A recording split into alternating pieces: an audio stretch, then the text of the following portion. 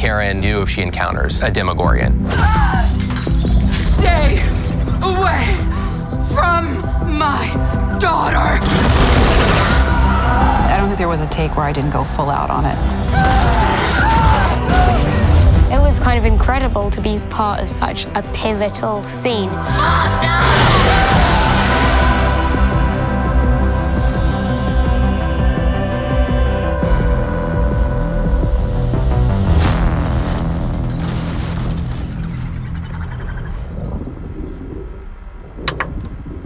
It was their dream to do a supernatural home invasion sequence, essentially. The fact that the Wheeler house has been safe from all of this, I think makes it that much more horrifying that it is breached.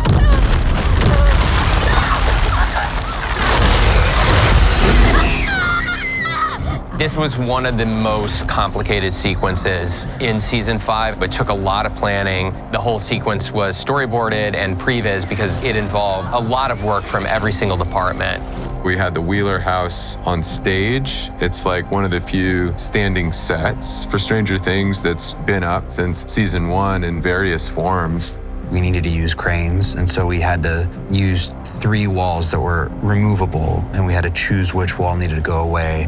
We needed to create that red rift light coming down into her room and also to give room for her to get yanked up. We wanted as much as possible for those stunts to be performed by the actors. Kara was game.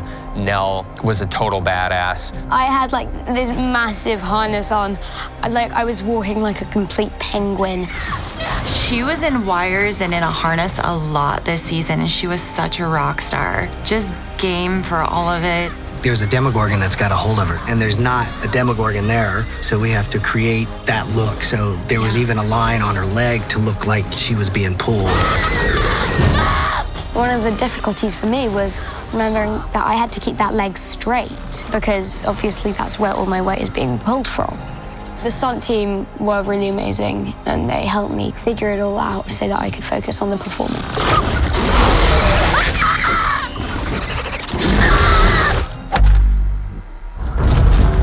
What the heck? It's the proximity of evil in Stranger Things that motivates the flickering lights. Everything gets run through a board where we have a remote operator who's taking cues and is able to control remotely every single light on set. Typically, when just a single light flickers, we might have something like this. This is what we actually called the Holly flicker, which was in Holly's room. This here is the lighting plot for this stage. We've got 40 to 50 in just her room, and over the whole stage is about 600. Mom! Holly? What's going on? Baby, what are you doing?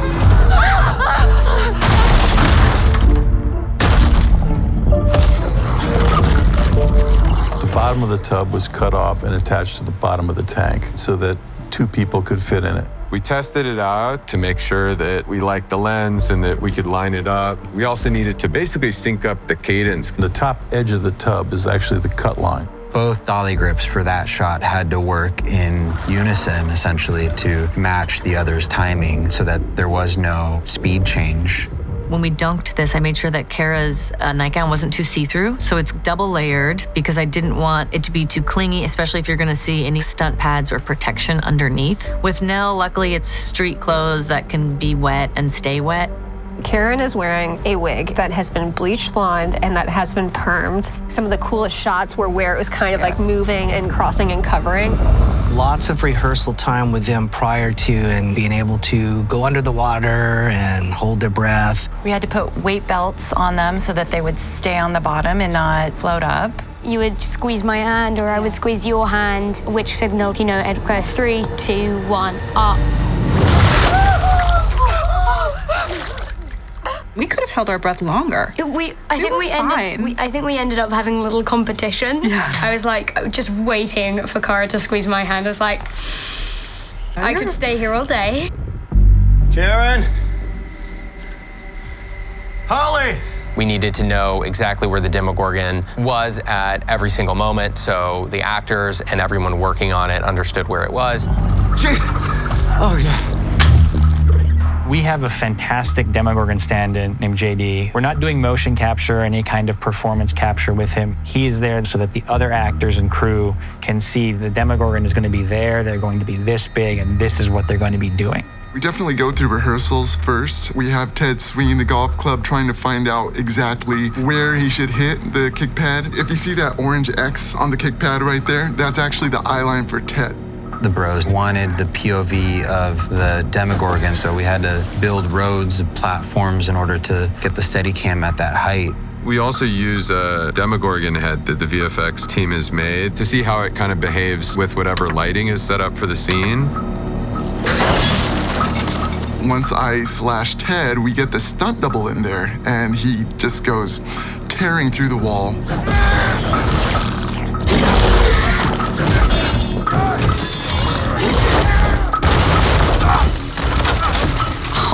Gosh, look at that. Wow. It was a little bit of a challenge because we knew this destruction was going to happen, so we had to find some doubles of various things. So I had to find 2 of the same armoire. We had to make doubles of all the drapes and stuff. We had a Demogorgon claw that matches the nail handprint of a Demogorgon, so we just used that to drag along the walls.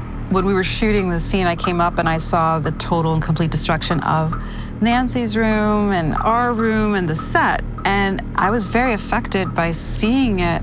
It brought back that memory of when the duffer said, "Come see your house. We just finished building the Wheeler house, and this is your kitchen, and this is everything." Flash forward to now, this is the end of the house. Literally, not just saying, we're done shooting here. It was destroyed.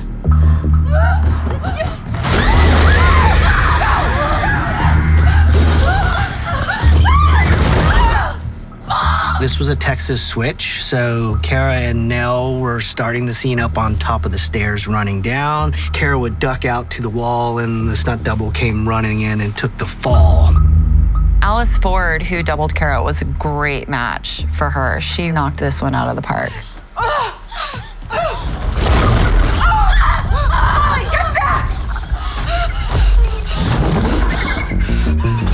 What would she do if she encounters a Demogorgon? Karen shares so many qualities with Nancy. That sort of ferocity, that strength, that courage, bravery is such a part of who Nancy is, also exists within Karen.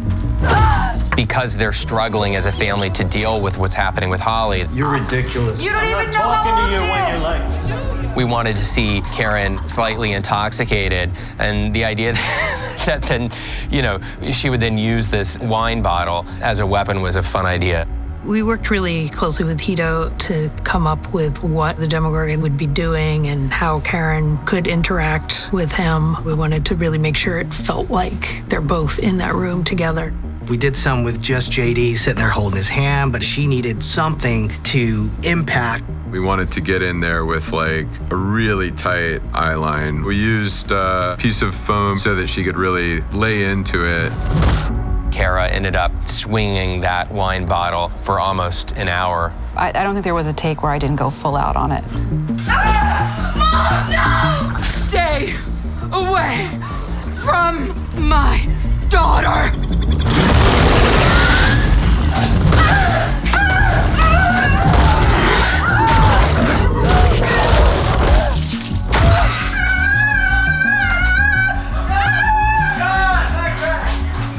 The scream I did after breaking the bottle. This primal sound came out. Whether she even knows what the heck is going on, there's a monster in her kitchen, and she's gonna fight to save her daughter. I don't think that they were anticipating the ferocity.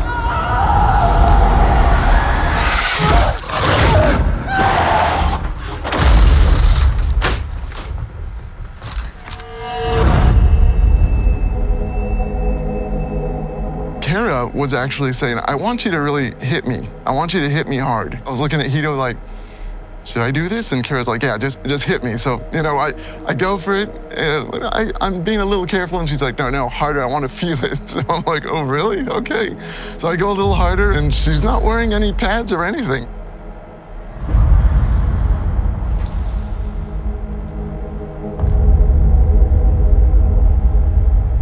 When it comes to Demogorgon wounds, the Duffers did not want them clean slices. They wanted them to be very jagged edged. Her entire process was under 2 hours to get her in her deconstructed beauty makeup look, as well as her wig and her prosthetics on her chest.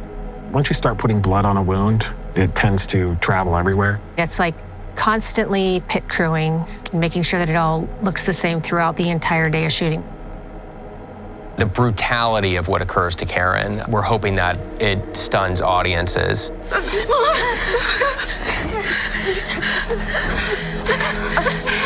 Please don't try to talk, okay? Just stay calm, okay? I just love that they brought Karen into the story of what's going on in Hawkins and that she gets to really participate.